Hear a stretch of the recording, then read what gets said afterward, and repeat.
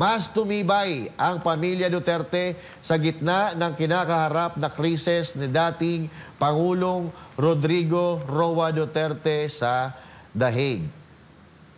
Ay, gumagalaw. sa International Criminal Court, giit ni Vice President Sara Duterte bilang isang pamilya, isinantabi nila ang kanilang personal na alitan dahil may isa silang kalaban ngayon sa si Pangulong Ferdinand Marcos Jr. Si Jason Rubrico, magbabalita. You've never seen him this thin.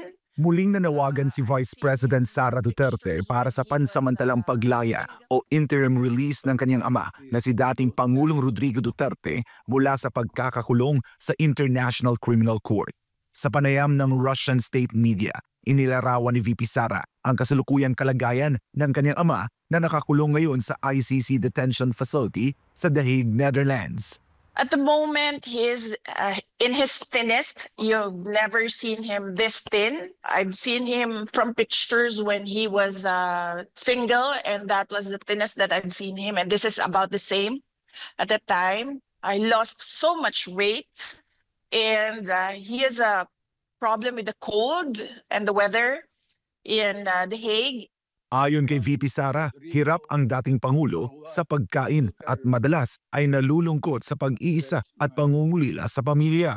Giit ng bise, hindi makatarungan ang patuloy na pagkakakulong ng kanyang ama na mahigit 100 araw nang nakakulong nang walang oportunidad para makapagpiyansa. Well, as I said, the ICC is all about human rights and justice, and we don't see it in the case of former President Rodrigo Duterte. He has been in detention for more than 100 days without recourse for bail, and now his petition for interim release has been vigorously opposed without a legal reason by the prosecution. Hindi rin aniya totoo na banta si dating Pangulo sa mga saksi at isang flight risk taliwas sa sinasabi ng prosecution. If you can see the footage where he was pushed up the plane, he really had no strength at all to resist.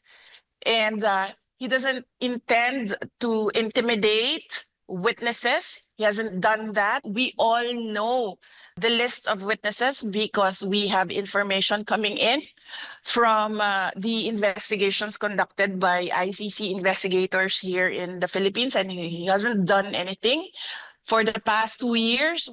Sa gitna ng lahat ng ito, sinabi ni VP Sara na mas naging buo at matibay ang pamilya Duterte. At kung may dahilan man sa kanilang pagkakaisa ngayon, ito ay dahil may iisang kalaban silang hinaharap, si Pangulong Ferdinand Marcos Jr. As for the family, we have been more closer now.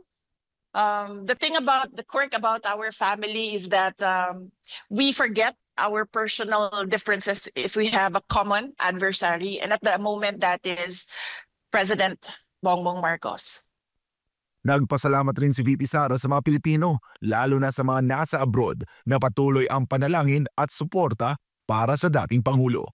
And we thank the Filipino communities around the world for their prayers. It is a big help. It helps President Duterte to know that Filipinos regularly visit The Hague, even if they are just outside the detention unit, and Filipinos regularly conduct rallies so that the world will listen of the injustice that is done to him by the ICC.